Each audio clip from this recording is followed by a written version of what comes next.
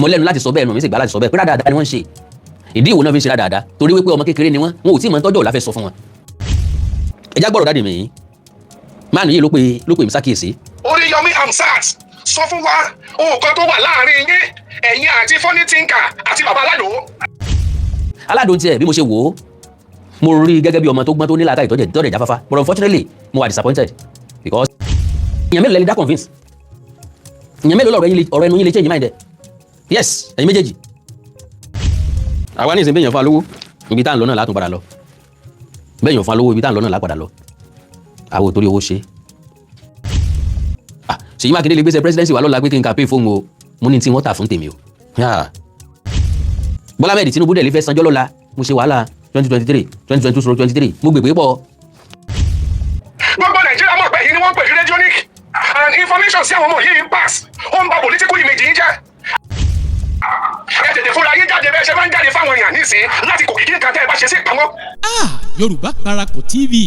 ẹ máa gbọ́ ẹ máa wò ó ẹ subscribe síbẹ̀ ẹ like ẹ bó bá ṣe ń lọ àwa ò ní jẹ́ kétí yín ó di sí o Yorùbá Parapọ̀ TV àgbàlẹ́tù ọmọdé làwọ́. wọ́n ti pe Oriyomi Hamzat níjà láti sọ ohun tó ń bẹ láàrin òun àti Babaalado àti funny thinker nínú ètùkọ̀ èyí tí Awikoko ṣe. ó náà ni arákùnrin kan ti sọ̀rọ̀ nínú èyí tó sọ wípé kí Oriyomi Hamzat kó jáde láti sọ ohun tó ń bẹ láàrin òun àti funny thinker àti Babaalado nítorí pé akú arapa náà ló kángun sọ̀rùn wípé ohun tó fà á táwọn ọmọ yìí fi jáde tí wọ́n fi ń sọ̀rọ̀ nípa Oriyomi ó ní ó ti wá di mímọ̀ fún gbogbo èèyàn pátápátá wípé Oriyomi Hamzat ni wọ́n ń pè ní rẹ́díóníìkì wọ́n ní eléyìí ò jẹ́ tuntun mọ́ nínú èyí tí wọ́n sọ tẹ́lẹ̀ bẹ́ẹ̀ ò bá gbàgbé láìpẹ́ yìí ó náà ni ẹni tí wọ́n ń pè ní funny thinker jáde sọ wípé Oriyomi Hamzat ó jẹ́ agbódegbà fún àwọn agbésùmọ̀mí nínú èyí tán sọ pé ó ya fọ́tò pẹ̀lú Gumi tí Awikoko ti wá flẹ́rùn ẹ̀ sọ̀rọ̀ wípé gbogbo èèyàn tó bá wùyàn lèèyàn lè ya fọ́tò pẹ̀lú ó sì sọ pé ẹni tó ń jẹ́ Oriyomi Hamzat yìí ó fìgbà kan sọ wípé òun kì í ṣe mùsùlùmí wọ́n ní ìdí tó fi lọ ó lè lọ jẹ́ bí oníròyìn àti bẹ́ẹ̀ bẹ́ẹ̀ lọ ṣùgbọ́n ṣá o wọ́n ti ní kí Oriyomi Hamzat kó jáde sọ̀rọ̀ wípé kí ló wà láàrin òun àti Babaalado àti funny thinker yìí torí pé ó nìkan òun náà ni wọ́n ń sọ̀rọ̀ sí nínú ìjọba ìsọ wípé ó ti tàbùkù political career ẹ̀ bẹ́ẹ̀ gẹ́gẹ́ iléeṣẹ́ rédíò tó gbé lọ́wọ́ ó tàbùkù ẹ̀ wọ́n ní àwọn méjèèjì yìí àwọn ni wọ́n rí Oriyomi Hamzat dojúdojú débi pé ń tára àlú ò mọ̀ nípa Oriyomi Hamzat àwọn ti mọ̀ tí wọ́n ṣáà wo Awikoko ti fi kíní ọ̀hún hàn lójú fọ́nrán rẹ̀ níbi tó ti fi ọ̀rọ̀ tí Babaalado sọ èyí tó fi tàbùkù Oriyomi tó fi sórí ayélujára rẹ̀ àti èyí tí funny thinker sọ ṣùgbọ́n ṣá o gbogbo nǹkan wọ̀nyí òun náà ni wọ́n fi hàn bẹ́ẹ̀ ò bá gbàgbé ní ìjẹta òun náà ni Babaalado jáde tó ní òun tọrọ fún àforíjì lórí gbogbo àwọn olóṣèlú nínú èyí tí òun ti sọ̀rọ̀ kàṣàsí nígbà náà níbẹ̀ náà ló sì ti dárúkọ Oriyomi pé kó foríjì òun ṣùgbọ́n àwọn ọmọ Nàìjíríà sọ pé bí wọ́n ṣe máa ń ṣe nìyẹn o tí wọ́n máa sọ pé kí Oriyomi Hamzat kó foríjì wọn ṣùgbọ́n ṣá owó mọ̀ pé Oriyomi ó foríjì wọn lóòótọ́ ni kò ní mọ́níjà àwọn ló ní kò ń jáde kó ń tọrọ àforíjì tí àwọn kan ti sọ wípé tí mọ́níjà ẹ̀ ò bá sọ bẹ́ẹ̀ ó túmọ̀ sí pé kò ní jáde nìyẹn o Awikoko ti wá sọ nínú ọ̀rọ̀ rẹ̀ wípé kọ́mẹ́dì la mọ̀ ọ́ sí kí lọ bá nínú politics ẹ wo ọ̀rọ̀ pọ̀ nínú èyí tí Awikoko sọ nínú èyí tí wọ́n fi hàn wá nínú fọ́nrán yìí bí Awikoko sì yànnà kí ní ọ̀hún ó yàyàn lẹ́nu tọ̀ mọ́ wá jẹ́gbà àkọ́kọ́ lẹ́yìn wò wá bẹ́ẹ̀ lólùfẹ́ wa tẹ́lẹ̀ rí ṣùgbọ́n ẹ ò tí ì tẹ subscribe button síbẹ̀ àwa ń bẹ̀ yín ni bá wa tẹ̀ sójú ẹ̀ ẹ bá wa dọ̀rẹ́ kọ́wa náà ó sì bá yín dọ̀rẹ́ ẹ wàá mọ́ gbàgbé o ẹ ìtàgé pélébé kan ti ń bẹ̀ lẹ́gbẹ̀ẹ́ èyí tí ó máa rán yín létí nígbàkúgbà tá a bá ti wà lórí ètò ẹ̀já share ẹ já gbọ́ ohun tí àwọn ènìyàn bi Oriyomi Hamzat lọ́wọ́lọ́wọ́ báyìí pàápàá jùlọ wọ́n ní kó sọ ohun tó ń bẹ láàrin òun àti Babaalado àti funny thinker ẹ̀já share ètò ọ̀hún ẹ̀já subscribe síbẹ̀ ẹ̀já máa bí tó ọ̀hún bọ̀. ẹnìkan sọ̀rọ̀ ń bì pé Oriyomi ò lè jẹ́ gọ́fúnọ̀ ó ń ṣiṣẹ́ pẹ̀lú Gumi ṣe evidence ṣá àníṣe kí ni ń ṣe pẹ̀lú Gumi sọ pé contract fún wọn ni iṣẹ́ kí ló ń ṣe pẹ̀lú ẹ̀ sọ ní kí Gumi wá gbà pínlẹ̀ Ọ̀yọ́ ni àbí kọ́ wá lé gbogbo ọmọ ìlú Ìbàdàn kúrò ní Ìbàdàn ẹjá tèkẹ́ cool ẹjá tèkẹ́ easy iṣẹ́ kí ló ń ṣe pẹ̀lú ẹ̀ yóò wù mí láti mọ̀ ìyẹn bá yàn ya fọ́tò kò nítumọ̀ pásítọ̀ àti babaláwo lè ya fọ́tò kò sọ pé pásítọ̀ kì í ṣe pásítọ̀ kò sọ pé babaláwo kì í ṣe babaláwo mọ́ mo lè pàdé ṣéèkì kan Ìbàdàn lọ́la kájọ ya fọ́tò mo lè pàdé ọba Ògbóni kan kájọ ya fọ́tò kò túmọ̀ sí pé mo ti darapọ̀ mẹ́gbẹ́ Ògbóni. torí pé wọn ò jẹ́kun everyday ni wọ́n ń jáde sí yín. n tó ń bí ìyànnú bẹ̀ náà nìyẹn o ṣùgbọ́n Babaalado jáde lónìí ó lóun ò dá sọ́rọ̀ òṣèlú mọ́ ó láwọn èèyàn ń ṣépè fóun.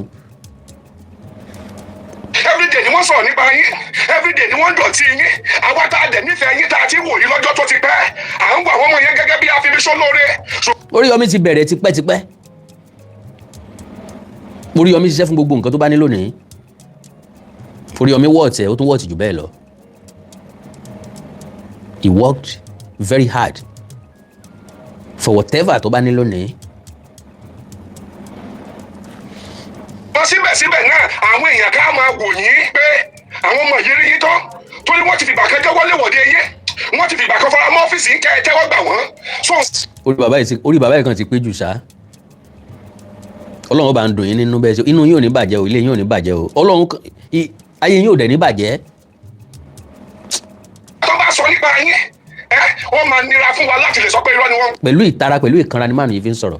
ẹ máa mọ̀ pé ó dùn wọ́n gan ó ń dùn wọ́n ká wọn lára bí ṣe ń gbèmí náà ti ń ká mi lára nù agídí mo fi wá sórí ètò I don't want to talk about those guys anymore but I have to say it I have to come out ó ti ń pọ̀ jù ní kìí ṣe pé ó ti ń pọ̀ jù kí ló dé kódà kẹ́yìn ó ṣe nǹkan kọ̀kọ̀ sí yàn gan lọ́wọ́ bí ẹ bá fẹ́ tú jáde ẹ tú jáde náà tó bá jẹ́lẹ̀ tó yẹ kó bẹ̀bẹ̀ ni yọ bẹ̀bẹ̀ tó bá dé jẹ́lẹ̀ tó yẹ kó dájú pa yọ dájú pa ẹnìkan ò lágbára lórí ẹnìkan kan ambos bọ́ sórí Yomi ò níṣẹ́ tí ọ̀ràn yín ẹ níṣẹ́ tẹ́ jẹ́ fún ẹjẹ́ àjọ kọ́ ọmọ lùpọ̀ bọ́ náà ló bá yín sọ tó dogun ẹjẹ́ àjọ ṣe ẹ̀yìn èèyàn mi ẹjẹ́ àjọ ṣe nítorí Yomi máa sọ nìyẹn kí wàá lò lé nínú ẹ̀ tẹ́ bá dẹ̀ lè ṣe ẹ̀ dẹ̀ get out ẹjẹ́ àgbọ̀rọ̀ dáàdì mi yìí máàlù yìí ló pè mí sákìyèsí. Oriyomi Hamzat sọ fún wa nǹkan tó wà láàrin yín ẹ̀yin àti Funny Thinker àti Babaalado. Bàbá Oriyomi Hamzat tó bá ní nǹkan tẹ́ ẹ ṣe sí ìpamọ́ tí ẹ̀rù ń bà yín pé kí àwọn ọmọ yìí má bàa tú yín láṣẹ. àbínà o bóyá àṣírí ìkọ̀kọ̀ kan bẹ láàrin yín tó fún àwọn ọmọ yìí ní audacity wọ́n fi ní lọ́kàn wípé pátápátá láàfọ́jú kùnàkùnà làdẹ́ tójú àfọ́ọ̀fọ́ tán ìjà ní dálẹ̀ làwọn fi ṣe pé táwọn ò bá mú wọn wálẹ̀ àwọn ò ní sinmi ẹni tó lọ́ndẹ̀ gbéga kọ̀tẹ́ tó lè mú wálẹ̀ like I said ọ̀jẹ̀ gómìnà o Akin ọmọ ni ọ́. ẹ tètè fúnra yín jáde bẹ́ẹ̀ ṣe máa ń jáde fáwọn èèyàn nísìnyí láti kò kìkì nǹkan tẹ́ ẹ bá ṣe sí ìpamọ́ torí láti bí ọ̀sẹ̀ kan ọ̀sẹ̀ méjì mo bẹ̀rẹ̀ sí ní wo bí Funny Thinker àti Babaalado bí wọ́n ṣe fi ń ta yín gbogbo Nàìjíríà mọ̀ pé èyí ni wọ́n ń pè ní radionic and information sí àwọn ọmọ yìí ń pass ó ń ba political image yín jẹ́ even business jẹ́ iṣẹ́ yín ó ń tarnish image yín àwọn Nàìjíríà sì fẹ́ máa believe pé àwọn ọmọ yìí ti hold yín to ransom wọ́n yóò ti ní ìkankan ẹ ti rán wọn níṣẹ́ dé tòrutòru kan ẹ ti rán wọn níṣẹ́ tẹ́ ẹ lè rán wọn ọmọ yín ẹ ti rán wọn ọmọ yìí ẹ̀ẹ́dẹ̀ ṣe ìlérí tó yẹ kẹ́ ẹ ṣe fún wọn bóyá nítorí rẹ̀ ni wọ́n ṣe ń fi yín ta yín tí wọ́n sì sí kankan tẹ́ ẹ lè ṣe sí torí pé àánú yín á máa ṣe mí láì mọye ìgbà òun ni mo ti rí ìrànlọ́wọ́ tẹ́ ẹ ti ṣe fún Funny Thinker àti Babaalado ọ̀fùrísẹ̀tì bí mi rò pọ́ tí gbóṣù méjì Babaalado ṣì wà lórí rédíò station yín tẹ́ ẹ ń bá advert last movie tó ṣe tẹ́ ẹ introduce àwọn èèyàn pé kí wọ́n lọ sórí YouTube Babaalado kí wọ́n lọ bá wo fíìmù ẹ̀ on your radio station. Can you imagine? So why now tó ṣe wá jẹ́ pé ẹ̀yin gangan làwọn ọmọ yìí wá fẹ́ ya àfibíṣọ́ lóore sí. wọ́n ti ya ni. ẹ sà ẹ má jẹ́ kí n tàn yín o a lè gbé àwọn ọmọ yìí ní political talks because we never see them we don't know them as a politician in Nigeria. ẹ jẹ́ ká gbé political image ẹ já gbé. ó ń ba personal image ẹ̀ gan jẹ́ bí ìgbà téèyàn mí ni téèyàn máa mí ni èèyàn ni àbá ràn sí ni ṣé wọ́n ràn yín sí ni ó dáa ní èmi wá dá òtí yín ká ní wọ́n ràn yín sí ni ẹ wá jẹ́sẹ̀ yín kẹ́ ẹ fi gbogbo ara jẹ́ kẹ́ ẹ fi gbogbo egun jẹ́ kẹ́ ẹ wá wo ibi tọ́lọ̀ ọgbà yọ kẹ́ ẹ wo ibi tọ́lọ̀ ti ń jẹ́rìí ààrẹ ibi tọ́lọ̀ ti ń jẹ́wọ́ ààrẹ tọ́lọ̀ ti ń sọ wípé òun gangan lọ́lọ́run gbogbo agbára yín pápátá ẹ lò ẹ má stop o ẹ continue every day ẹ má sọ̀rọ̀ Oriyomi Hamzat at the end of the day kẹ́ ẹ wá wo tọ́lọ̀ fi ń jọ́ lọ́run kò pọn dandan kó jẹ gọ́vnà lọ́dọ̀ tèmi sá mo fọlọ́ ń búra kò ní mí nì kò pọn dandan rárá kódà kó sepò kẹwàá ń congratulate ẹ pọkùnrin ni ọ you made us proud ń parí presenter tó ní charisma láti jáde to become a governor of a state orí ńlá ni not just ordinary state o Ọ̀yọ́ state. mo fọlọ́ ń búra n ló jẹ́ kí n sọ wípé Oriyomi ò ní the validation wọn lẹ́nu láti polongo fún Oriyomi gan as far as I'm concerned kí ni reputation wọn kí ni legacy tiwọn gangan kí wọ́n ti tẹ̀ mọ́lẹ̀ tó ti kú rí oore wo làwọn gan ti ṣèpínlẹ̀ Ọ̀yọ́ oore wo wọ́n ti sílẹ̀ Ìbàdàn tán claim pé bẹ́ẹ̀ làwọn ti wá ta ló mọ̀ bóyá ọmọ ọkọ̀ Ìbàdàn níwọ̀n àbí wọn èso ọmọ ọkọ̀ Ìbàdàn ntọ́ jawúsá nù wọn jawúsá ọmọ tán bí Ìbàdàn náà wọn kílèmù Ìbàdàn ọ̀rẹ́ mi tọ́jú ọmọ dẹ́ta wọn bí Ìbàdàn náà kílèmù Ìbàdàn bó ní Fúlàní ò sì wá ní kílèmù Ìbàdàn bó làwùsọ̀ ò ní sí ní kílèmù Ìbàdàn ẹrúkẹrú abilala lẹ́nu gbogbo. so Ìbàdàn tẹ́ ẹjọ́ ń kílèmù kí ni pàtì yé nínú Ìbàdàn orí kí ni ìpáyín ṣe fẹ́ pọ̀n tó bímọ tán tó nípa gbèmí lóun ọ̀sọ̀ ọkọ rẹ̀ orí kí ló sà òkè ṣe fábùké tó bímọ tán ní kókó mọ́kọ wá tó ní òsàgbèmí ni wọ́n sọ Mr. Túndé Ògólìmí ni wọ́n ti sà God bless you sir tó lò òsàgbèmí lòun wọ́n sọ orí kí làwọn àti Funny Thinker àti Babaalado orí kí lẹ ṣe fún Ìbàdàn rí orí kí làwọn èèyàn ti jàǹfààní lára yín rí àfàwọn tẹ́ fẹ́ fún wàrà ara wọn gbẹ ajá yín ò sì torí olówó ẹ̀ sọdẹ gbogbo tẹ́ ń ṣe nísìnyí kì í ṣe torí àwọn èèyàn Ìbàdàn kì í ṣe torí ìlú Ìbàdàn kì í ṣe torí ìpínlẹ̀ Ọ̀yọ́ àwọn tẹ́ fẹ́ rọ́bẹ̀ bùlá lára wọn ilẹ̀ ń pariwo wọn ẹ̀yin gangan ọ̀fẹ́ ni tí ó ṣèlú ẹjá try Oriyomi Hamzat kò sí ìdìbò kankan múnú òṣèlú kò sí kánsílọ̀ rí débi chairman kò sí sẹ́nítọ̀ rí débi house of rep kò ìdíje fún gọ́vùnà rí ó ẹ̀sẹ̀ díje àkọ́kọ́ lélẹ̀ let's test him bó bá débẹ̀ tí ò sí dáadáa àwa iná láwa padà wá bá yá a dẹ̀ trust ẹ o dẹ̀ disgrace wa o disappoint wa ẹjọ́ dìgbà náà gbogbo àwọn dáadáa tẹ́ ń bá káàkiri ẹ ń pa yìí mọ́ra yín lára ni o ẹ wá ń gbẹ́kù tọ́jú ọ̀la yín ikú ò ní páyà àìsàn ò ní ṣe ṣùgbọ́n ṣe mọ̀ wípé ọ̀la lójú tẹ̀yìn lójú ọ̀pátá gbéléjìká torí mo wọ́jọ́ orí mo rí pọ́mọdé ni ọdún tẹ̀sí máa lójú eléyìí tẹ̀sí ń lò ó bọ̀ lọ lágbára Ọlọ́run nǹkan kò ní sẹ̀mí yín ṣùgbọ́n bó lẹ́sìn lò yókù ayé yín election tẹ́ ń pariwo ní ìsìn wọ́n á di ní 2027 ó máa lapse ní 2031 that is 5 years bó ní position ti 5 years yẹn kí ni ìgbésí ayé yín máa wà láàrin ọdún 5 yẹn after that 5 years kí ni position lé ayé yín bó lóṣèlú tẹ́ campaign bá wọlé ṣé yóò gbé lọ Àbújá ni yóò dá yín lọ́lá yóò fún yín lówó yóò dá iléeṣẹ́ rédíò lẹ̀ fún yín àbí yóò fún yín lówó company àbí yóò anything tó wù kó ṣe fún yín báwo lẹ̀rí ọkàn yóò máa sọ fún yín pé ẹ ṣe dáadáa no problem. yálà Oriyomi Hamzat ni o nkẹdẹ Mercy Teslimu Fọlárin Afáàdì Nàlí Bàbá Adégòkè anybody that is contesting for the governorship election of tó bá sà ti ń campaign fún ọ́fíìsì governor dandan ni kẹ́ máa retí bullying dandan ni kẹ́ máa retí ìpè dandan ni kí wọ́n máa parọ́ ohun tí ẹ̀ ṣe tó jọ mọ́ yín dandan ni kí wọ́n pa mọ́ yín Oriyomi Hamzat. kò ń ṣe dandan kí wọ́n parọ́ nǹkan tẹ̀yìn ò sí mọ́ yàn yóò bá ní ṣe làáwẹ̀ tá a jàre ọyẹ́ wọ́n parọ́ ntẹ̀yìn kan ò ṣe mọ́ ntẹ̀yìn bá ṣe làásọ kì í ṣe tí ò tí ì ṣe tàbí tí ò ṣe rí lẹ́ máa dédé parọ́ ẹ̀ mọ́ tẹ́ máa sọ pé dandan kọ́ ni kẹ́yìn ó ṣépè fún yàn mi tí ì ṣépè fún olóṣèlú kankan nínú ọdún ìbáyìí nísìn bó ti wù káwọn èèyàn sọ pé ayé Tinubu yìí gangan ní tí mo tún máa padà sọ náà ni pé bọ́n gbé Tinubu padà dé òun náà ni màá tún tẹ̀lé because mo wo sàwáwù àwọn tí wọ́n jọ ń gbé wọn kalẹ̀ mo rí pò náà lọ bẹ́tà láàrin wọn ó lè mọ́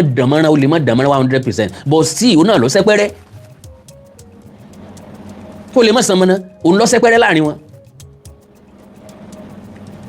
so loyalty nìyẹn kì í dẹ̀ tó ń ṣe loyalty torí mo jẹ́ lábẹ́ Tinubu ṣùgbọ́n mo wo sàkún àkọ́kọ́ ọmọ Yorùbá ni eléyìn àkọ́kọ́ bóyá tó ọmọ Yorùbá ò bá díje o bóyá mo lè ní another preference ṣùgbọ́n bọ́ ọmọ Yorùbá ń díje tó dẹ̀ jẹ́ pé mo wo ẹ̀yìn mi ò tí ì rí ìjọba kan tó ṣe dáa tá a ṣàdúrà fún rí nígbà tó parí ìjọba kò tí ì sí kò ì sẹ́ni tó ṣe president Nàìjíríà tá a wá bẹ̀rẹ̀ sí kúnlẹ̀ tá a bẹ̀rẹ̀ sí rábàbà ẹ dákun ẹ má lọ ìgbà yín tù wá lára àsìkò yín bá wa lára mu ẹ má lọ sí lọ́dà bẹ́ẹ̀ ni pé kẹ́ ẹ má kó lórí àpèrè mọ́ sí lọ́dà bẹ́ẹ̀ pé kẹ́ ẹ má kó lé ìjọba mọ́ kẹ́ ẹ má kó lásọ̀rọ̀ kì mọ́ bàbá ńlá rọ ni ìpè la fi sìn wọ́n jáde. ńgbà Buhari ńgbà Jonathan bẹ́ẹ̀ pé eléyìí ti tutù jù ńlọ́jẹ́ káwọn Boko Haram ṣe gbá kan ṣàwo ẹ bá wa lè lọ ṣé bàbá ṣé Buhari ṣé bàbá Buhari mọ̀ tó ń dé ìpè la mọ̀ tó ń kiri mọ̀ mọ́là mẹ́tì mọ́là tí ń dín ẹyin ní Johnson wọ́n ní ṣé bàbá ó ní ṣé wàhálà ńgbà tọ́wọ́ ebi bá tí nǹkan dojúrú tí gbogbo nǹkan wọ́n ní ṣé bàbá ó ní ṣé wàhálà ṣé bàbá kò ṣé wàhálà mo ní mọ́là náà ń bọ́ ọmọ ìyá rẹ̀ ní ọlọ́mọ ìyá kínní ó ní ṣé mi ìyá àrí bí nǹkan ṣe rí ni. so Buhari atúngbàdúrà pé kọ́lọ́ ẹlòmíín gbàdúrà kó kú sórí àlééfà gan níbi tọ́mọ Nàìjíríà wà dẹ́ta desperate sí kò sí ìjọba náà láyé tó ti tẹ́ wa lọ́rùn rí tó ti ṣe nǹkan tó tẹ́ wa lọ́rùn rí. ìjọba méjì la lè sọ bẹ́ẹ̀ pé bí ó dàbí ẹni pa afẹ́ rírí that was Muritala Muhammed. ńgbà tán dẹ̀ sọ gbogbo ohun tó tún rọ̀ mọ́ náà èpè náà látún fi sìn.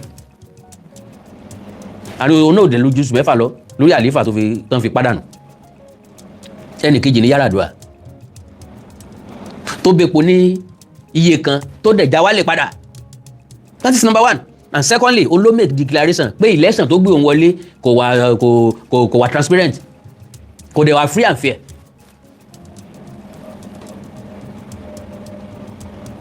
Lo and behold, kò pẹ́ o lórí àlééfà o, òun náà parí tẹ́nà kan tó yìí lọ. Láti ìgbà náà la tún ti wọ̀rọ̀ ẹ̀bí ẹkún àkọ́kọ́ jẹ́. So kí lèèyàn wà parẹ́ lórí ọ̀rọ̀ olóṣèlú sí? Ìkọ́ gbogbo àwọn 10 campaign fún nísìn wọ́n lè padà mọ́ wọlé at the end of the day o. Lo and behold, níbi tí ẹ̀rù Ọlọ́run ti bà mí. Bí orin àwọn Christian, ẹ̀rù Ọlọ́run bà mí. Mo láyà Ọlọ́run fò mí o. Ohun tó bá ti pinnu lọ́kàn rẹ̀ kò sẹ́ni tó lè dí lọ́wọ́. Ohun tó bá ti pinnu lọ́kàn rẹ̀ kò sẹ́ni tó lè dá dúró. Ọlọ́run ní jẹ́ bẹ́ẹ̀. Ikú ò ní pa àwọn tó kù tó díje, àìsàn ò ní ṣe wọ́n. Ṣùgbọ́n nǹkan kan ó sì ṣẹlẹ̀. Oriyomi Hamzat ọ̀dẹ̀ wọlé lójú yín bá bó. Àwọn èèyàn mọ̀mọ́ surprise èèyàn. Wọ́n á láti dán gbogbo àwọn alágbára wò. Wọ́n lówó, wọ́n ní kinní kan àti dán wọn wò. Ẹja try ọmọ kékeré yìí. Nbùlẹ̀ máa wò ná. Ẹ wà padà ẹ tún lọ bẹ̀bẹ̀. Ẹ tún mú mọ́mí yín lẹ́yìn lọ. Ẹ tún lọ bẹ̀bẹ̀. Bí ọmọdé ní í ṣe wọ́n. Wọ́n dẹ̀ mú Oriyomi bẹ̀. Aláàjì Òkìkí ọmọ Amusa ọmọ bọ́n ṣe pàṣẹ ìdí ẹ̀ òun náà ọmọ rẹ́rin ni yọ ọmọ rẹ́rin ni bọ́n ṣe ń dọ̀bálẹ̀ ní ọmọ gbé wọn dìde kò ní mọ̀ pé náà ọmọ rárá lòun tó ń kó mọ́ra ó fọ́ máa parò sábẹ́ ń gbé kà òun pè wọ́n léèyàn kọ̀ mọ́ pé igi lásán ni wọ́n pàpà ńlá gi ni wọ́n. ẹ̀yin méjèèjì ò tí ì gbélé ayé débi kankan you've achieved nothing sí nǹkan tó Oriyomi Hamzat ti achieve as far as I'm concerned kó Oriyomi Hamzat ọmọ jẹ councillor ọmọ jẹ chairman débi pé yóò jẹ president governor lọ́la Ọlọ́run ọba ti kẹ́ wípé tiẹ̀ ní charisma láti sọ pé òun fẹ́ díje fúnpò governor oríire ni fún family ẹ̀ oríire tiẹ̀ nìkan kọ́ oríire ni fún gbogbo òdílé wọn pé wọ́n lákìkanjú ọmọ níbi tẹ́ ti rí Teslim Fọlárìn níbi tẹ́ ti rí baba Mustapha níbi tẹ́ ti rí Adébáyọ̀ Pẹ́ńkẹ́lẹ́. What are you talking about? Tán bá dẹ̀ kó gbọ́n kalẹ̀ tán gbórí Oriyomi Hamzat sí ẹ lè wọ́ Oriyomi Hamzat ti láàrin wọn. Bí ọba wa ní Yorùbá ní ọmọ òkú ọmọ òye ẹjẹ́ àkọ́kọ́ kí ẹ kú ewu ọmọ náà. Oriyomi Hamzat ò ní validation yín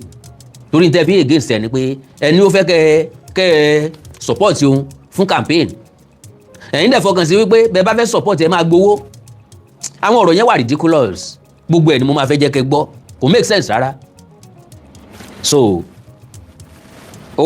wà very very ridiculous. Nǹkan fẹ́ gbà ń bẹ̀ kò tí ì yé mi o nǹkan fẹ́ mú jáde ń bẹ̀ kò tí ì yé mi nítorí Oriyomi Hamzat rà nígbà wọn àjọ máa sọ lé ní báyìí nísìnyí. ó lè fi ẹsẹ̀ rẹ̀ tẹ̀yìn lẹ́sẹ̀ tó jẹ́ pé ẹsẹ̀ yẹn gan lè kán dànù. So ntẹ́yìn ṣe nísìnyí ni pé ẹ fẹ́ fẹsẹ̀ yín tẹ̀ ẹ́ lẹ́sẹ̀ lẹ́yìn kẹsẹ̀ rẹ̀ ó kán dànù ẹ fẹ́ jẹ́ kó jẹ gọ́fúnọ̀ ẹ sì rí ní rí i pé tó bá jẹ gọ́fúnọ̀ yóò fún yín ní problem kí ni yóò fún yín because nobody kò sẹ́ni tó ràn yín níṣẹ́ kankan lọ́yọ̀ state ká tó sọ pé Ìbàdàn à ń gbà tẹ́yìn méjèèjì bá máa sọ̀rọ̀ ẹ máa sọ̀rọ̀ gbogbo Ọ̀yọ́ state ẹ ti gbàgbé pé Ìbàdàn nìkan kọ́ lọ́yọ̀ state ńbolẹ̀ fòkè Ògùn sí ńbolẹ̀ kó Bàràpá sí ńbolẹ̀ fọ̀yọ́ sí ńbolẹ̀ fi Ògbómọ̀ṣọ́ sí ńbolẹ̀ fà àwọn ìlú tó kù nípínlẹ̀ Ọ̀yọ́ sí.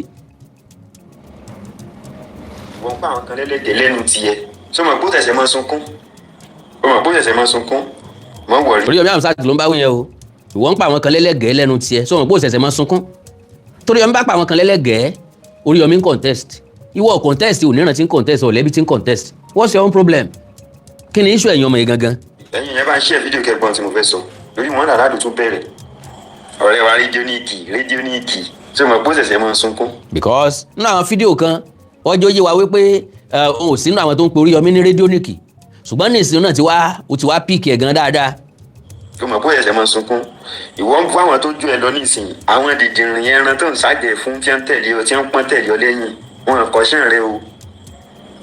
ó yẹ jẹ́ pé tó bá lọ síbì kan kó sọ tó fẹ́ ṣe fún wọn kó campaign fáwọn èèyàn tiẹ̀ kò sẹ́ni tó dispute ẹ̀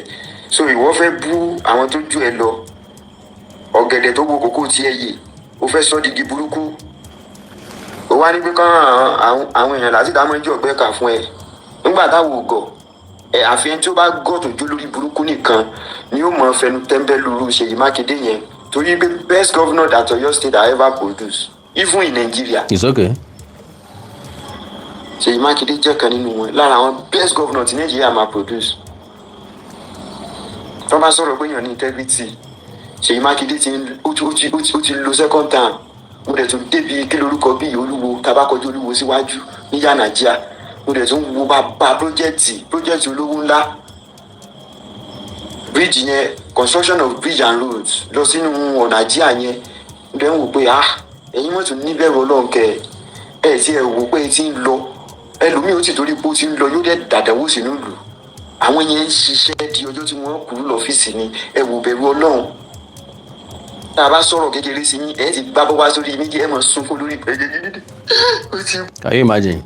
Oriyomi náà ní báwo yẹn o a bá sọ̀rọ̀ kékeré sí yín ẹ ti gbá bọ́ wá sórí social media ẹ ti máa sunkún. ẹ wàá máa sùn ìwé ẹlẹ́yọ kọ̀ọ̀kan bí gbàdé yẹn bá ń nígbà dónú abọ́ ẹ ṣe sùúrù lórí ọ̀rọ̀ ayé yín tẹ́yìn bá jẹ́ abáramọ̀ọ́rẹ́ jẹ́ ń tí ń gbàgbé oore àwa kan wà nínú Ọ̀yọ́ state tó já sí pé àgọ́ ṣé ti construction of road ni Ṣèyí Mákindé ó dẹ̀ ní ṣe ọ̀nà kan wá sọ pé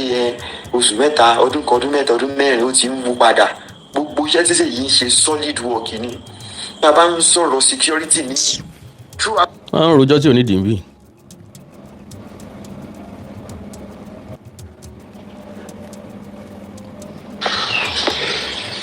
Alhaji Oriyomi Òkìkí ọmọ Hamzat ọ̀rọ̀ mi ò ní pọ̀ ṣe rí ẹlọmọ kìíní kan wípé ọ̀rọ̀ politics ó dàbí football team méjì ni ẹ̀yin àti ọmọ tẹ́ bí nínú tẹ́ bá ti jọ wà ní different team ẹ lè expect pé ọmọ tẹ́ bí nínú yẹn tó bá gbé bọ́ọ̀sì ọwọ́ torí pé ẹ jẹ́ bàbá ẹ̀ kó pàṣẹ sí yín kẹ́ wá lọ. now different team wo lẹ́jọ́ wà nísìnyí ṣé wọ́n ń díje ni brother ń díje àbí dáàdi ẹ̀ ń díje àbí mọ́mí ẹ̀ ń díje àbí family yín kan ń díje that is number one. Secondly, come out straight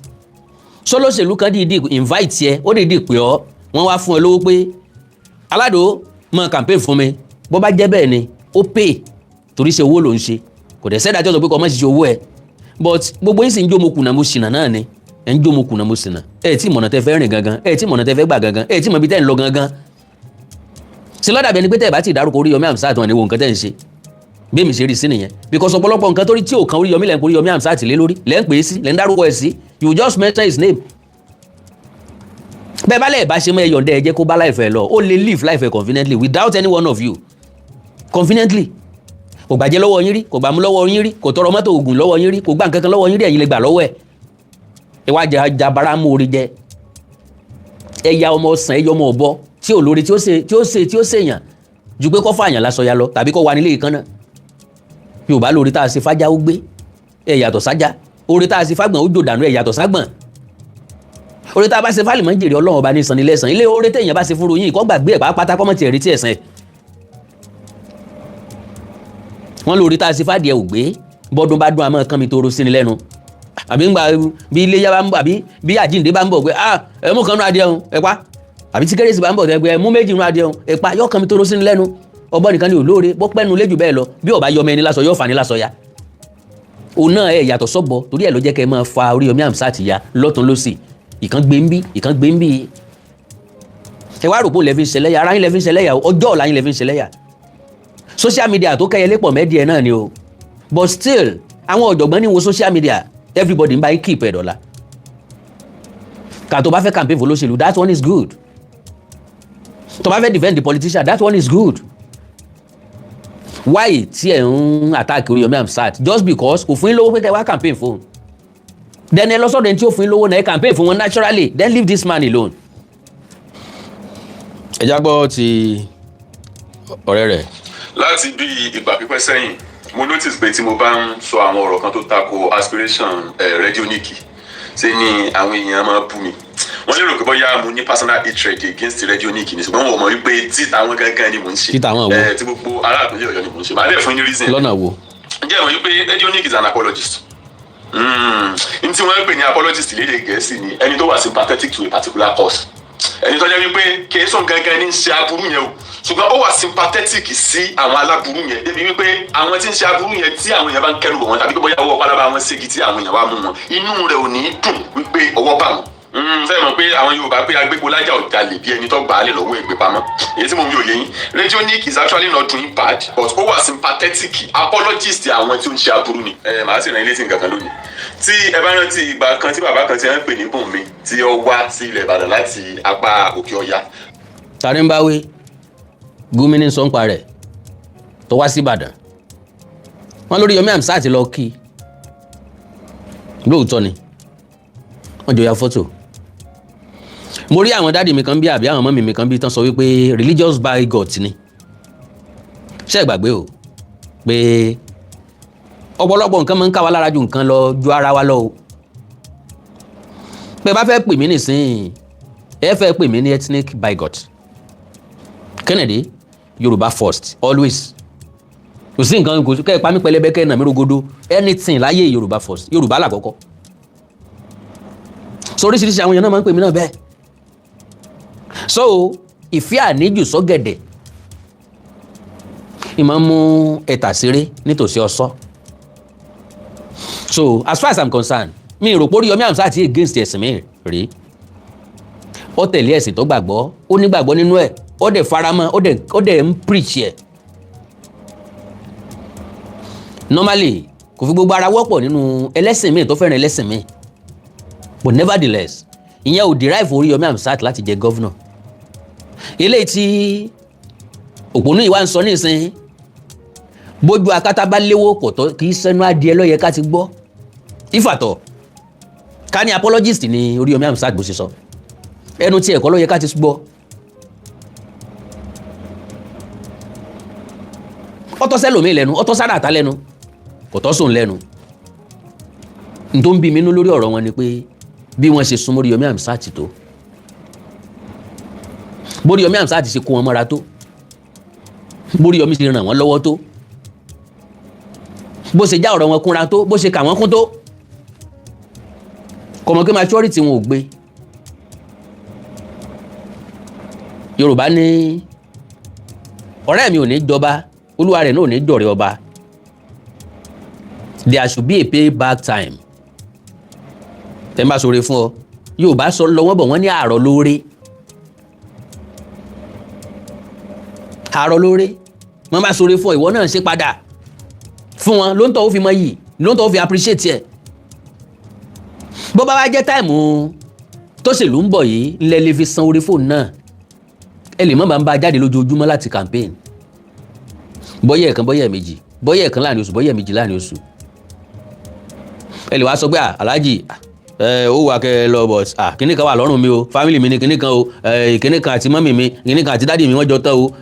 ẹ̀gbọ́n mi ni wọ́n ti kọ́rọ̀ ìsinmi lórí tipẹ́tipẹ́ o so màmá sọ̀túnṣòsì ni o mi ní bàbí kan jẹ́ o mo máa mi màmá bí ìgbà tí mo nílé bíi méjì náà ni màmá ṣe tọ̀dọ̀ yín o màá dẹ̀ mọ́ tún ti ṣe bíbá yín náà o ẹ dẹ̀ mọ́ ṣe wọ́n bá tẹ bá lè ṣe fún ẹ mọ̀ ṣe lè tẹ bá lè ṣe fọ́dọ̀ yín. Dáàdì mi kan wá ẹ mọ̀ wulẹ̀ jẹ́ ń play ọ̀rọ̀ tiẹ̀ lọ́mọ́ òun náà kàn knock Yomi Amsat lọ ni sorry òun náà kàn knock Yomi Amsat lọ ni kò dẹ̀ make sense rárá. So gbogbo àwọn fídíò yẹn ò wù mí láti kò ní kò láfàgbọ́. Mo wá ń wo rádaràda táwọn guys yìí ń ṣe mo lẹ́nu láti sọ bẹ́ẹ̀ nù mí sì gbà láti sọ bẹ́ẹ̀ pé rádaràda ni wọ́n ń ṣe. Ìdí ìwò náà fi ń ṣe rádaràda torí wípé ọmọ kékeré ni wọn ò tí ì mọ̀ tọ́jọ́ ọ̀la fẹ́ sọ fún wọn. Funny thinker Babaalado kò sẹ́ni tó kọjá òṣèlú náà yín méjèèjì kò sẹ́ni tí wọ́n forí ẹ̀rùn mú pé kò lè di nǹkan ńlá lọ́la kò sí nínú yín tí wọ́n ti sọ pé ẹ lè di gómìnà anything ló lè ṣẹlẹ̀. Ṣèbí láyé ìsìn láǹsọ pé iye certificate kan lèyàn gbọ́dọ̀ ní kó tó dé senate certificate lèyàn gbọ́dọ̀ ní kó tó dé kinní kan school site bí school site ní Buhari fi ṣe gbé president lé wa lórí school site ó ń gan kọ̀ jáde orí ipò ni wọ́n ti lọ mú certificate ẹ̀ bá. So tó bá dàsìkò kan lórílẹ̀‐èdè Nàìjíríà náà tàbí ilẹ̀ káàró òjìire aleba débi pé ẹ wo àsanwó certificate mọ́ owó ọpọlọ lókùtà fẹ́ máa san because nowadays universities are not producing they are just producing graduates not experts. Majority àwọn tó ń graduate lónìí tó ń jáde lónìí tí wọ́n ń serve lónìí iṣẹ́ tí wọ́n kọ́ ní school ẹ béèrè lọ́wọ́ wọn lè practice ẹ̀ wọn mọ nǹkan kan bẹ̀ majority wọn padà bọ̀ wá kọ́ṣẹ́ ńlé ni majority wọn padà bọ̀ wá tajà ńlé ni majority wọn padà bọ̀ wá di mẹkáníìkì padà ẹ kàn máa sọ pé graduate ni àìríṣẹ́ṣe tó wà nílùú náà ló jẹ́ kó máa ṣe mẹkáníìkì irọ́ ni o àìmọye èèyàn ló ṣe mẹkáníìkì tí wọ́n ti lọ tán ti jẹ lọ́ndì ẹ̀ ọmọ yìí mẹkáníìkì tó ti dó ń lé lórí ni ọmọ yìí mẹkáníìkì tí ń goríṣi mọ́tò tó wù ní ìsinmi so iṣẹ́ ni iṣẹ́ jẹ́ kò pọn dandan kéèyàn ó dé táì mọ́rùn bí rẹ̀ wọ́n ti ní àmọ́ tìjú iṣẹ́ wa ó gún régé kò gún régé ọdán mọ́rán kò dán mọ́rán bá sì rí ọ̀nà fún bá ti ń bò téèyàn ò sì tọrọ jẹ́ ẹjá sàpọ́nlẹ̀ ẹ̀ ìyàn sáà lọ́rùn mìlá tó fi légédé títà sọ̀rọ̀ ká mọ̀ tìjú iṣẹ́ wa ká sàpọ́nlẹ̀ iṣẹ́ wa so kò sídìí iṣẹ́ téèyàn ò ti lè là láyé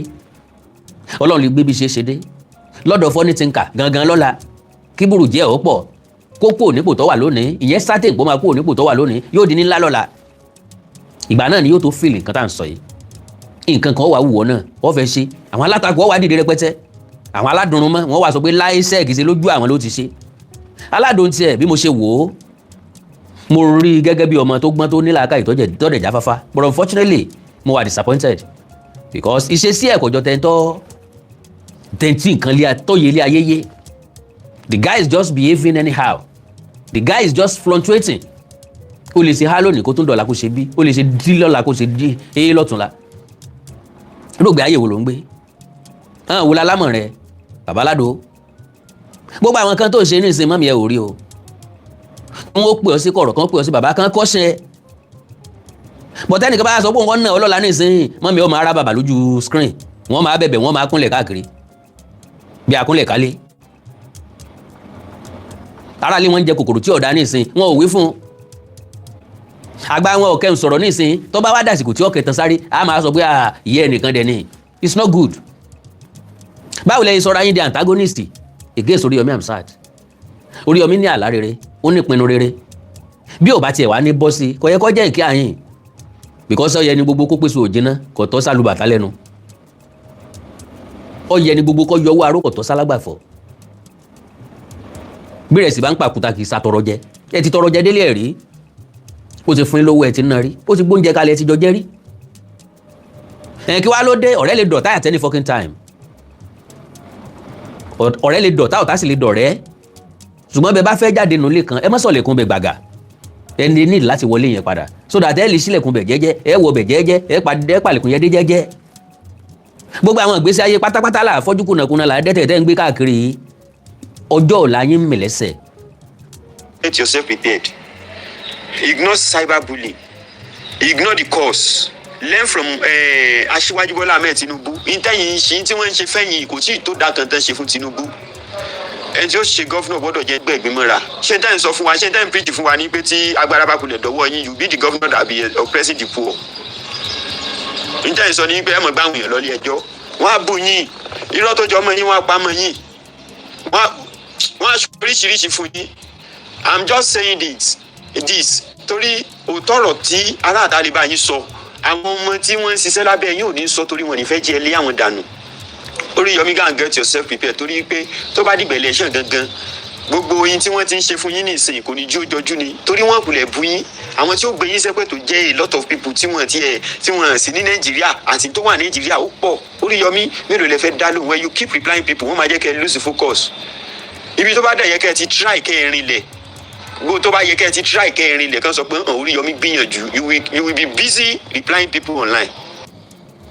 ọ̀rọ̀ àwọn èèyàn mẹ́ta náà ló tún gbé mi wá torí pé yóò ti tó bí oṣù bíi mélòó kan nísìn tí mo ti sọ̀rọ̀ kan yìí lórí ọ̀rọ̀ Oriyomi Hamzat funny thinker àti Babaalado lọ́kàn tí mo believe pé kálukú ti gbégbé ayé ẹ̀ lọ because as far as I'm concerned kò yẹ kí ogún mi ọ̀tẹ̀ mi kó wáyé láàrin àwọn mẹ́tẹ̀ẹ̀ta especially lọ́dọ̀ Alado lọ́dọ̀ funny thinker sí Oriyomi Hamzat igi méjìlá sórí gẹ́gẹ́ ìṣẹ́gbẹ́ gògóńgò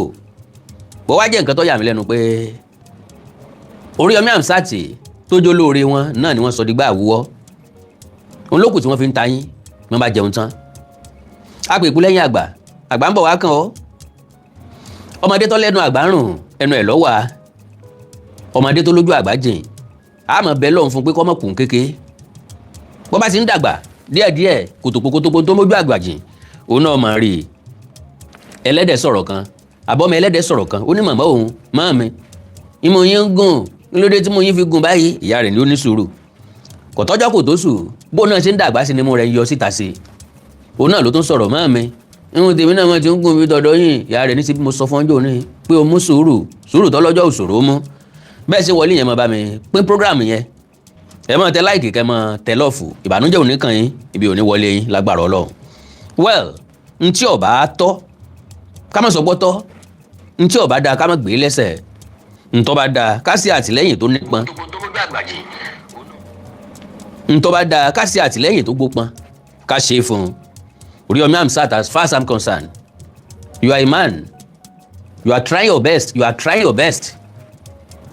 will still try your best you will still do better because ẹnikẹ́ni tí bá ti ń fi tiẹ̀ sílẹ̀ tí ń gbọ́ tẹni ẹlẹ́ni Ọlọ́run bá ní máa ń bá wọn gbọ́ tiwọn ó wà very very unfortunate pẹ̀lú àwọn èèyàn yìí ló mú létí àwọn pàpà ńlági ọmọ yìí ló mú létí well kó gbọ́n mọ́ jà léwó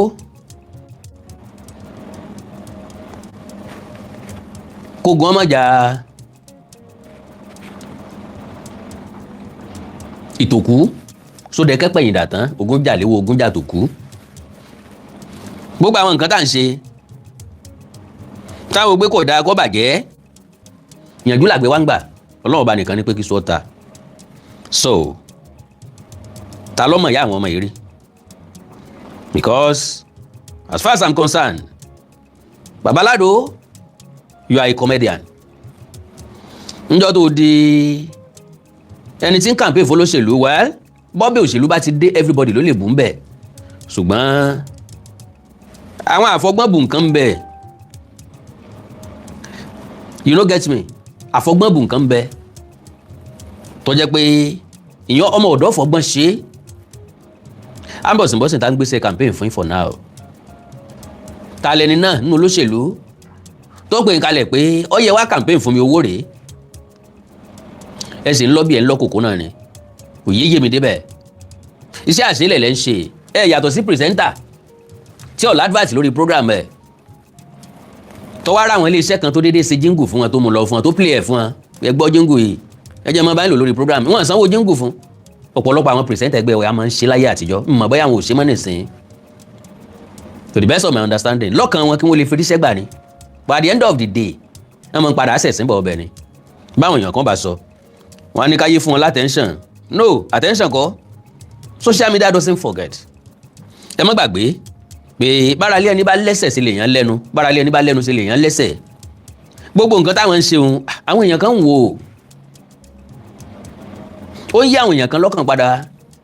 bẹ́ẹ̀ ló ń bí ọ̀pọ̀lọpọ̀ àwọn èèyàn nú tó sì jẹ́ wípé wọ́n fi ń kàn wọ́n ní àmà lójoojúmọ́ ni kò sí nínú wọn tí ó sọ wípé 100% nǹkan tó ń sọ tàbí tó ń ṣe sí Oriyomi Hamzat ń lọ tọ́ sí Oriyomi. kẹ lọ score nínú tíìmù tiẹ̀ kò possible number 1 number 2 ni pé èmi mọ̀ máa lo picture yín mo dẹ̀ dárúkọ yín ni. Can you imagine? number 2 ni wípé ẹ ní gbé bọ́ọ̀dà ní kẹfẹ́ lọ score nínú tíìmù ọmọ tó jọmọ fún yín yẹn so far tó ti wà nínú other team onímọ̀ wòyìn kẹ́ mọ́ lọ ó lè ṣe lẹ́kì. now ẹgbọ́n nǹkan tó sọ ń bí báyìí ó ní ọ̀rọ̀ tó ń ṣẹlẹ̀ yìí kò yàtọ̀ sí football team méjì bẹ́ẹ̀ bá gbàgbé nínú ilé tán bá ti fẹ́ràn bọ́ọ̀lù bàbá lè jẹ́ Arsenal fans kọ́ ọmọ jẹ́ Chelsea fan nínú ilé kan tó play match èmi ní Barcelona fan ni mí tí n bá lọ́mọ tó jẹ́ Chelsea tá a bá ní game a lè mọ ìfira wá sí ẹ̀yẹ́ nulẹ̀ dáàdì mi máa fẹ́ ná ìpa lónìí irọ́ ni ìyọ̀n bí ọ̀dà já dórí fíìdì náà so a defend the team wa láàyè ọ̀tọ̀ọ̀tọ̀ ngbà tá a bá dẹ̀ délé a tún bára wa sọ̀rẹ́ padà kálukú lọ sùn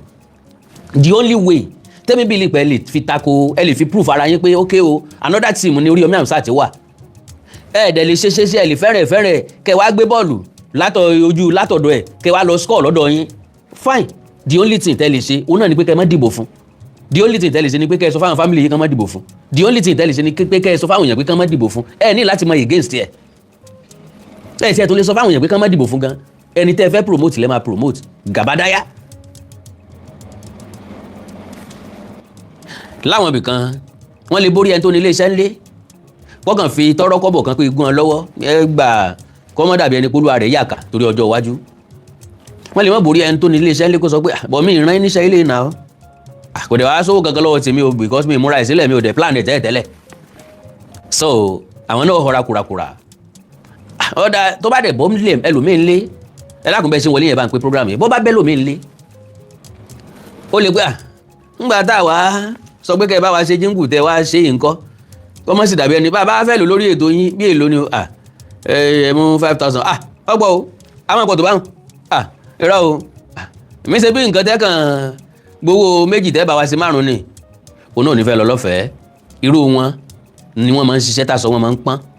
irú wọn ni wọ́n máa ń ṣiṣẹ́ tàṣọ wọn máa ń funfun lẹ́yìn ọrùn irú wọn ni wọ́n máa ń ṣiṣẹ́ tí bàtà wọn máa ń jẹ kúńbà torí pé àtijọ́ àtimu nìkan ni wọ́n wá míwá Yorùbá ti sọ wípé iṣẹ́ tó bá ti gbàágùn lójú ẹni ó di dandan kó wá ń jẹ fún ni àwọn èèyàn mọ̀ wípé bí èèyàn bá rìnrìn àkàsùn wọ́n pọn nípa ẹ̀kọ́ bó bá ti dìpẹ́ lólóṣèlú jù ètí àtàbùkù lèèyàn máa ń mú bọ̀ ọ̀bẹ̀ because iṣẹ́ tó dangerous tó ṣe olóṣèlú láyé ò sí bó bá tẹ̀lé nìkan bórí rẹ bá fẹ́ ọ kó onítọ̀hún wọlé bórí rẹ ò bá fẹ́ ọ onítọ̀hún ò ní wọlé lo and behold ẹnì kankan láàrin wa ò lè campaign fólóṣèlú kó sọ pé torí pé òun campaign fólóṣèlú lọ́jọ́ wọlé níta tọkàn jẹ́ ni pé kágbá ní kágbá lọ́ọ̀ ni bàtà fi dún akitiyan tiẹ̀ akitiyan tèmi akitiyan tèlé akitiyan tèlé akitiyan tèlé yìí ó lè ran olóṣèlú lọ́wọ́ yìí ṣe wípé káwá torí pa wá tẹ̀lé nìkan káwá bẹ nìkan jẹ́ ọ̀nà ń bẹ téèyàn fi lè ṣe bẹ́ẹ̀ that is olóṣèlú tó ń ba tèèyàn jẹ́ ìsorí Yami Amsat tó dúró tiẹ̀ jẹ́jẹ́ boost ọjọ́ ọ̀la Ọ̀yọ́ state yìí irú ìyẹn yẹn lẹ wá ń bẹnu àtẹ gọ́vnà àná ọlọ́mọ.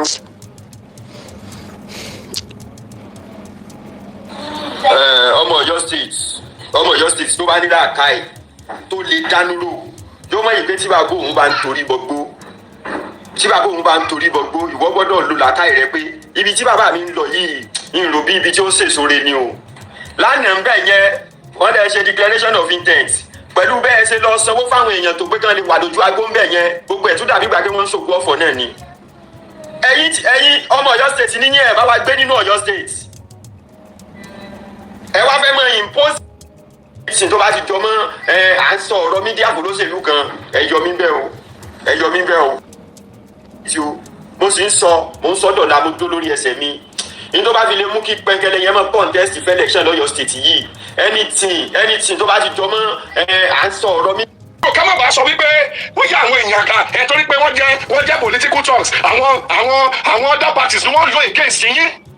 àwọn ọmọ yìí mọ nǹkan tó ń ṣe àwa Nàìjíríà ló mọ nǹkan tó wà láàrin yín ṣùgbọ́n wọ́n ti ń tánìṣì méjì yín sà reputation yín ti ń go lower reputation yín ti ń go lower tá àgbáre yẹn sọ fún yín èmi máa gbà yín nímọ̀ràn kan o ṣètìrí tí ọmọdé bá lóun gbọ́gbọ́n àti kú ó yẹ kí bàbá rẹ̀ gbọ́gbọ́n àti sí níbi tẹ́ ẹ bá dé yìí ó yẹ kẹ́jẹ́ kí wọ́n arrest àwọn ọmọ yìí kó wá sọ tẹnu wọn ohun tẹ́ ẹ jọ sí tí lè fi jóná kí wọ́n wá ṣàlàyé ẹ̀. ẹ má bínú lágbára Ọlọ́run ó ti pay dues ẹ̀ as far as I'm concerned mo rí wọn bá ń bẹ̀ náà mo mọ̀ wọn bá ń bẹ̀ náà ńgbà tó ju ogun lè when the going get tough only the tough get going Oriyomi ti pay dues ẹ̀ ẹ̀yin náà try ẹ fi lé ayé yín dà nǹkan ẹ jẹ́ káwọn èèyàn orí ń tẹ́ ẹ fi lé ayé yín dà apatankoto akoto ń pàtà fẹ́rẹ̀ fẹ́ntì àwéyé àsọyànnù nǹkan àròjàre aká pariwo káranjú wọn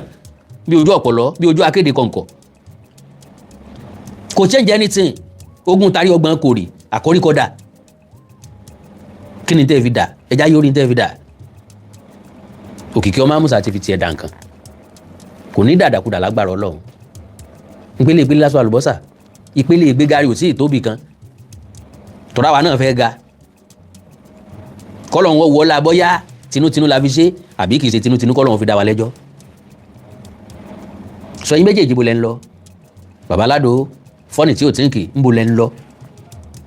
ń tẹ́ ń ṣe ìbò ló máa gbé dé tó bá já ti jẹ níṣẹ́ ti oúnjẹ jẹ tẹ́rùn ọ̀pá oúnjẹ ò ní sẹ́mi lẹ́nu o. àfi jẹ́yìn fúnra lára yín tẹ́ ẹ bá fi àwọn ọmọ yìí tẹ́ ẹ fi ọwọ́ wọn síbi tí ọwọ́ ń gbé èmi ò lẹ́ẹ̀fà jù lọ́wọ́ wọn ṣùgbọ́n ẹ jẹ́ kí wọ́n sọ tẹnu wọn àwọn nǹkan tí wọ́n sọ nípa yín yẹn jẹ́ kí wọ́n mẹ́rin wá nísìn if not ó máa padà affect yín o kò kí ń ṣe lórí political aspect nìkan ifun iṣẹ́ tẹ́ ń ṣe radio station yín àti ìjàfárá ìlú yìí a máa nígbàgbọ́ pé bóyá lórí irọ́ lẹ̀ ń ṣe. no as far as I'm concerned ìpàkọ́ ògbọ́sùtì orí ẹlẹ́gàn ló dàrú whatever tó wù kí wọ́n ṣe tàbí kí wọ́n dá lára like I said philosopher lèmi èmi mọ̀ pọ́jọ́ ọ̀la wọn ni wọ́n ń destroy because wọ́n á destroy ara wọn to the extent pé wọ́n ní mínìmọ́ lórí social media ṣe bí wọ́n ṣe ní ìsapá wọn ń ga inú wọn ń dùn wọ́n ń fò sọ́tún wọ́n ń fò sósì ẹ̀já fún ọ lọ́dún 5 káwọ́ position bí tán bá wà Oriyomi ní foundation kò sílẹ̀ tó ní foundation náà méjèèjì o sorry to use that language Ọlọ́run ní ń pín ìbùkún o Ọlọ́run ní ń pín oríire o but kò sílẹ̀ tó ní foundation tó Oriyomi nínú àwọn méjèèjì Oriyomi bẹ̀rẹ̀ lọ́dún tó ti pẹ́ Oriyomi bẹ̀rẹ̀ as a broadcaster that is a very good foundation bó ṣe wà ní ìsìn kí social media ó crash lọ́la pam mo lè padà sórí rédíò mo lè lọ sí cable tv kí n máa ṣe program ń bẹ̀ mo sì máa padà gbélé ayé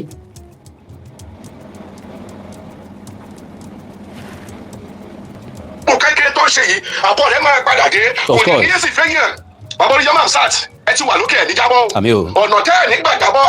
ẹ jẹ́ kí àwọn ọmọ yìí tètè sọ tẹ́bí wọn lábẹ́ ìjọba wọn ní ìyá wọn ní bàbá tọ́ba dẹ̀ láwọn tó ń sponsor wọn nígbà tí ìjọba bábá yín dá sí i wọ́n á dárúkọ àwọn tí wọ́n sponsor wọn tí wọ́n fi ń ba reputation yín jẹ́ torí pé ẹ ti ń build reputation yín for years àwọn ọmọ tẹ́ ẹ fà náà ṣoore fún ọ̀wá lè wá rọ́bìṣì yín torí wọ́n ti ń rọ́bìṣì yín wọ́n ti ń rọ́bìṣì yín lójú àwọn aráàlú o àwọn yẹn dẹ̀ ti ń doubt faith yín wọ́n ti ń doubt trust tó ní nínú yín. God bless you baba as far as I'm concerned kò sẹ́ni tó doubt trust tí wọ́n ní nínú Oriyomi Hamzat torí pé Oriyomi ò dá wọn lóhùn kò fẹ́ pẹ̀lú ọ̀bọ̀jáwòrán ni that is number 1 and secondly so need láti dá wọn lóhùn kò nídìí ẹ̀ tó bá dá wọn lóhùn majority wọn náà ni yóò tún jáde pé àṣẹ tó fẹ́ jẹ gọ́vnà náà nìyẹn kò tiẹ̀ lọ́rọ̀ ta kò lára gbọ́rọ̀ sí rárá ẹni tó bá fẹ́ so lórí ó gbọ́dọ̀ dàkìtàn ní àsọ̀rọ̀ ìdàkìtàn tí ọmọ gba gbogbo ẹ̀gbin mọ́ra ẹ̀gbin mélòó wọn ti wá fi ìlọ́nìsìn tó ti ń fọlọ́pàá mú wọn ẹ sọ̀rọ̀ o ẹ̀yin náà lẹ́tùn sọ̀rọ̀ o bí ṣe kán máa sọ̀rọ̀ ni wọ́n sọ̀rọ̀ sí Tinubu wọ́n sọ̀rọ̀ sí Babangida wọ́n sọ̀rọ̀ sí gbá wọ́n sọ̀rọ̀ sá ẹ̀yin náà lẹ́tùn sọ. àwọn ọmọ yìí ti fẹ́ bà ohun tẹ́ ẹ ti ń build for years wọ́n ti fẹ́ bàjẹ́ o. wọn ò lè bàjẹ́ ojú ò lè tẹ́ńtọ́ tan ná òye tó yé mi nìyẹn ẹ̀ńtọ́ paná nìkan ló ní tìjú igi tá a bẹ́ lórí tó bá gbóòórùn omi yóò dìde wọn ò lè sọ pé káwọn èèyàn má lè sìn sí rédíò Oriyomi Hamzat Àgídìgbò Àgídìgbò ti fẹsẹ̀ múlẹ̀ already Ìbàdàn ti mẹ́ńtó l'Àgídìgbò Ìbàdàn ti fẹ́ràn Àgídìgbò iṣẹ́ tó Oriyomi Hamzat dẹ̀ ń ṣe lórí kọ́kọ́rọ́ alátẹ lórí àwọn programs ẹ̀ kò tún sẹ́ni tó lè ṣe ń bẹ̀ yẹn mọ́ sálàdò ló lè ṣe ni àbí fọ́ọ̀nì tí ò tí ń kì èwo ló ní capacity ẹ̀ ṣe máa fún program rédíò mélòó ló ń ṣe ń bẹ̀ so kò lè affect ṣe Oriyomi Hamzat o ǹdẹ̀ kọ́ ló lè affect political career ẹ̀ structure ló lè affect political career Oriyomi Hamzat why torí pé gẹ́gẹ́ bí ẹni tó fẹ́ du gómìnà ní same party wọ́n gbọ́dọ̀ láwọn èèyàn tí ó díje fún House of Rep House of Assembly wọ́n gbọ́dọ̀ láwọn èèyàn tí ó díje fún alága ìjọba ìbílẹ̀ House of Assembly state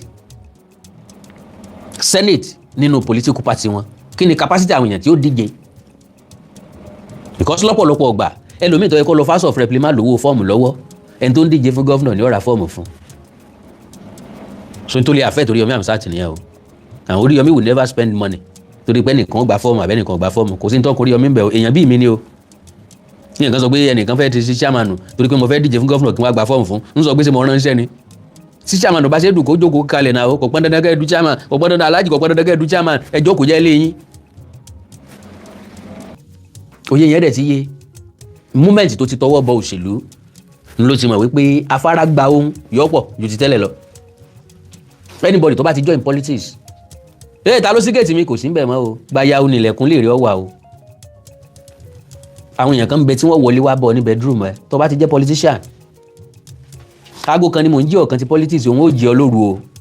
wọ́n wá kan lẹ̀kùn lé ẹ lóru ẹni tó bá súnmọ́ lóṣèlú yọmọ̀ pé òru lóṣèlú máa ń rìn gbogbo àwọn governorship aspirant nǹkan kan senate aspirant yẹn inú yàrá kan náà ti ń dipò òṣèlú o yàrá kan ṣoṣo go and ask inú yàrá ẹni tó bá jẹ́ godfather náà ti máa ń pín ipò agbára kí ni wọ́n lọ fẹ́ ṣe náà House of Rep ni no kò tí ì kàn fanisoro ni kọ́kọ́ lọ House of Assembly state náà Mr. Soni Barrett wà nílẹ̀ tipẹ́tipẹ́ náà ó ti wà nílẹ̀ tipẹ́ àdàdúró fún Mr. Tamedu tẹ́lẹ̀ ní ọjọ́ lọ so òun ló fẹ́ lọ báyìí ìwọ lọ díje fún State House of Assembly yàrá kan ni wọ́n ti ń pín bọ́ndẹ̀ tí máa pín dé ìta gbangba náà nìyẹn so òru dẹ̀ ni wọ́n máa ń rìn òru lolóṣèlú máa ń rìn òru náà máa ń parí iṣẹ́ wọn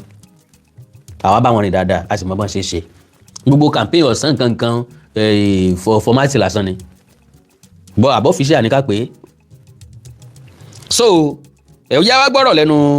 bọ̀bọ́ yìí kí n fi kásẹ̀ ọ̀rọ̀ mi lẹ̀ that is eléyìí tó lóun apology ò kí ń pẹ́ sẹ́nu wọn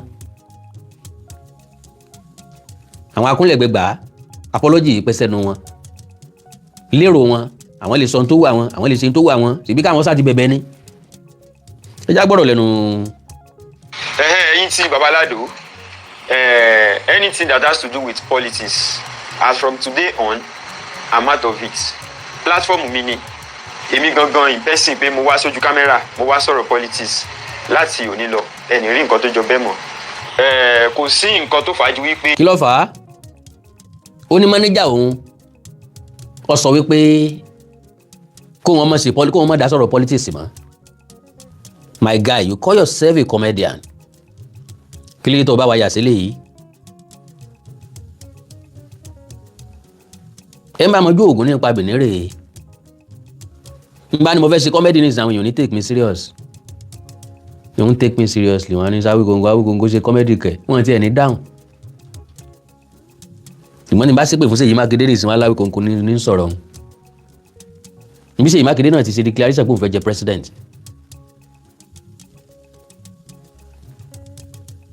ṣé ò lè jẹ́ ni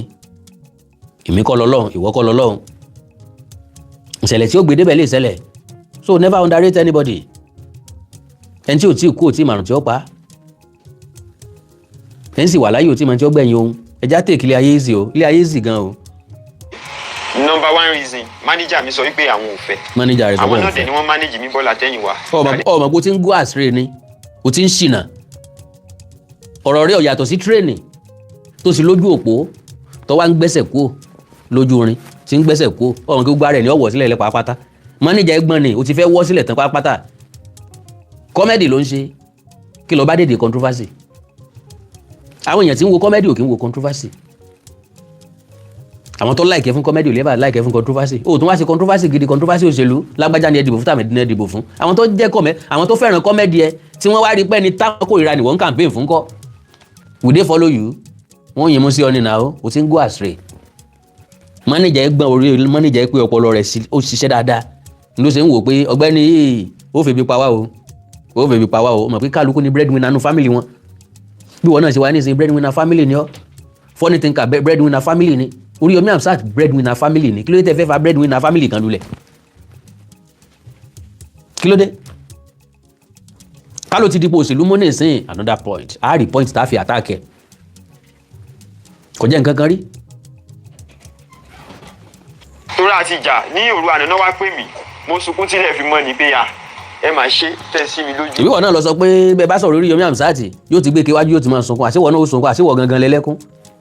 because n tí wo fídíò Oriyomi bí tó ti ń sunkún rí n tí ì rírí ìwọ rẹ̀ lọ fẹ́ náà rẹ̀ confess ní ìsìn pé ó sunkún láò sunkún mọ́jú ni bí ẹkún ní ìṣègbèrè.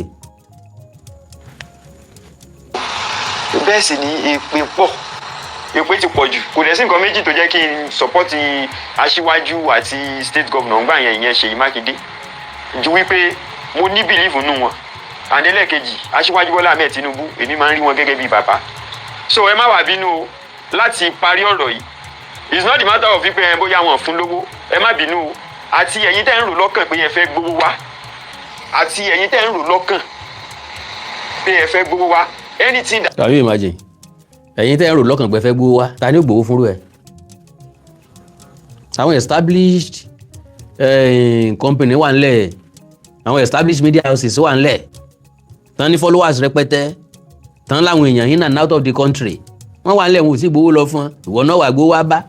mo ti sọ tẹ́lẹ̀ pé wọ́n expectation ló fẹ́ pa wọ́n kú yìí náà fẹ́ gbowó wá owó kí náà fẹ́ gbé wá can anyone pay you 10 million naira bó ṣe wà yìí sẹ́nìkan lè déédéé wo ojú kó wá sọ pé aládùn mo fẹ́ fún campaign mo fẹ́ fún 10 million naira kàkà kí n kówó fún Wòsílà máa fowó rajá ni ọ̀bá jẹ́ kàkà kan fún wọ́n lódìdí owó wọ́n yà pín fèèyàn yẹlẹyẹlẹ ni ẹ wo kágbá ní ìkágbá lọ́ọ̀ ní bàtà fi dún ìwọ máa lù ń bí ìwọ náà máa lù ń bí ìwọ máa lu kókókókókó ìwọ máa lu kónkólókónkólókónkóló ìwọ máa lu kókókókó ìwọ máa lu kàkàkàkà ẹ máa gbà gbogbo ẹ máa dún mọ́ra wọn nísìn. God bless you sir Mr. Kunle Toma God bless you sir ẹ ṣe tẹ̀ra síkà mi ní wáìntì. jáàsì náà nìyẹn pé why will you go into politics ó fẹ́ da politics pẹ̀lú ẹ̀bùn ó fẹ́ da papọ̀ wọ́n wá bí mi wọ́n ní pé ṣé wọ́n ń fún ẹ contract ni àbí ṣé wọ́n rí bí ẹ mọ́ bẹ́ẹ̀ àbí ṣé wọ́n ń fún ẹ ní owó kan tó pọ̀ tó yẹ náà ni pé òun ṣe politics náà kò ń ṣe pé bóyá ìyàtọ̀ kan dé báyẹn. àbí nà ó ìyàtọ̀ kan kò dé báyìí nà ó kẹ wá fọ́ lórí Yomi Amsat gan olóore nínú ju gbogbo rádàrá tẹ̀ ń ṣe lọ. yes kẹ ẹ fínúfíndọ̀ kẹ ẹ pledge loyalty yín fún Yomi Amsat àǹfààní ọ̀jáde ń bẹ̀ bọ̀ oore kíákíá lẹ̀ ń wá nìṣòro yín nǹkan kíákíá owó tán sáré máa fún yín kíákíá níwáyé wọn ọ̀dẹ̀ tí ì fún yín prelude lẹ́ ń ṣe lẹ̀ kan lè rí bóyá Adélabú ó pè wá yóò pè wá tá a bá ti ń kàpé fún ntẹ́ orí ibi tẹ́ wà nìyẹn èmi àkàndọ̀rọ̀ àwọn kókó mọ̀ bẹ́ẹ̀ because kánà sanwó fún ẹni yóò ti yọ sí lára ẹ ti gbé mọ́tò tuntun kì í ṣe tọ̀hún yẹn ti ń sọ pé òun gba mọ́tò kan láwìn òun gba lóònù mọ́tò kan àbí gbàdógójì èrò wájà àrà tó bá wo kálukú kọ́ dá kí lọ́kàn rú wa. so kàkà kí n kówó fún Wòsílà máa fowó ra já ni brother òkìtì àìdẹ àbí bò la ṣe wí kọlọmọjà sírí olórí kọlọmọjà yìí ó sò wá sí èpè àpá àmúdélé òkìtì àìdẹ ẹ ṣáájò ẹ dọ̀tá gbogbo èèyàn títí wọn àti ìsan ṣíṣì fún yín wọn bá dẹ̀ sanwó fún owó tán san fún náà ní òtò ra mọ́tò òun dẹ̀ tó ń gba mọ́tò àwìn.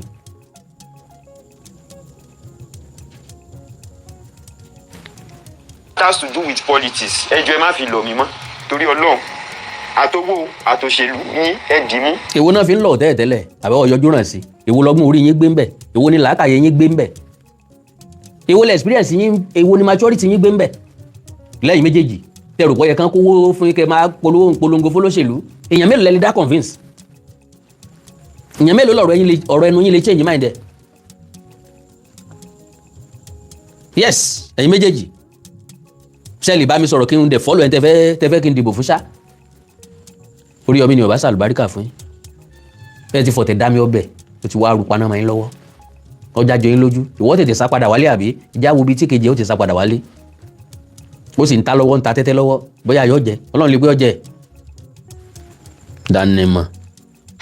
torí èpè yẹn pọ̀ débi wípé ó mú mi wà curious láti lọ sí under post Àtìkú àti Òbí mo wá rí i pé the same thing tí wọ́n ń ṣe fún bàbá Tinubu náà ló ń ṣe fún anybody tó bá support àwọn yẹn ìyẹn mo ṣe wá wòye pé anybody tó bá wo ẹ̀yin ọmọ Nàìjíríà lọ́kàn yín kẹ́ ẹ support ẹ tẹ̀lé lọ according to bí manager mi ṣe ní kí n sọ tóun bá máa tẹ́wọ́ gbaṣẹ́ mi padà anybody tó bá wo ẹ̀yin ọmọ Ọ̀yọ́ state ẹ tẹ̀lé lọ mo wá ń fi àsìkò yìí ṣe apology fún his excellency Ṣèyí Mákindé baba Pẹ̀nkẹ́lẹ́ mess Sarafadeen Ali baba Adégòkè and Oriyomi Òkìkí ọmọ Amsat in one way or the other tí mo bá ti lè gbàṣẹ yìí bóyá nítorí pé interest tí mo ní nínú ẹ tí mo gbé dání tí mo dẹ̀ ń defend ni mo bá gbàṣẹ yìí mo ń fi àsìkò yìí sọ fún yín pé torí Ọlọ́run tànàbí Muhammad sallallahu alayhi wa sallam àti tí gbogbo yín bá gbàgbọ́ nínú ẹ dáríjì mi politics has always been like that bí ó dẹ̀ ṣe máa rí lọ nìyẹn me as from today on I'm out of politics it's not the matter of money tẹ́ ẹ bá gbé owó wá torí àwọn èèyàn sọ pé ẹ torí pé wọ́n fún lówó ni àti politics àti owó yín ẹ dì mú ẹ jọ. now Oríyọmí Òkìkí ọmọ Amsa olórí lórí ń fọ́ borí bá rẹ̀ ṣe tóbi tó ní ṣe fọ́ olórí mọ́ dá wọn lóhùn mọ́ padà dá wọn lóhùn o tí ẹ lè dá wọn lóhùn I trust you bílẹ̀ ayé ṣe rí nù mọ́ àti ẹ lè ṣẹ̀ṣẹ̀ mọ́ sọ bílẹ̀ ayé ṣe rí fún ọ kò sí lóríṣiríṣi ètò tó ń ṣe tó jẹ́ kó lóríṣiríṣi gba àwọn ọ̀pọ̀lọpọ̀ àwọn ìṣẹ̀lẹ̀ abàmì ìṣẹ̀lẹ̀ ìyanu tó ń ṣẹlẹ̀ tó ń gbọ́ lójoojúmọ́ tó ń rí lójoojúmọ́ ó ti tó ẹ̀kọ́ fún ọ̀nà o lára ẹ̀ náà ló gbọ́ òun so Ọlọ́run nínú àánú ẹ̀ yọ wà pẹ̀lú ẹ̀ as far as I'm concerned ó jẹ́ gọ́fúnà o ó jẹ́ gọ́fúnà o you are a man ó ti tọrọ apology o àwa ní ìsìn bẹ́yẹn fún alówó ibi tá à ń lọ náà látún padà lọ bẹ́yẹn fún alówó ibi tá à ń lọ náà lá padà lọ àwọn ò torí owó ṣe àwa náà ti wọ̀nà fowó bẹ́ẹ̀ rí sẹ́yìn gbogbo bí afọ̀nà bá wọ̀nà fowó bẹ́ẹ̀ àrígbà wọ́n á bèsì òṣèlú mi lórí conscience màmá polongo fólóṣèlú mọ́ sí mi gbọ́ o Ṣèyí Mákindé lè gbéṣẹ́ presidency wá lọ́la pé kí n campaign fóun o mo ní tí wọ́n tà fún tèmi o mo ní tí wọ́n tà fún so owó presidency ni kó gbé wá a máa ná Bọ́lá Ahmed Tinubu dẹ̀ lè fẹ́ sanjọ́ lọ́la mo ṣe wàhálà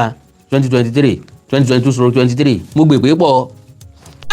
Yorùbá Parakọ̀ TV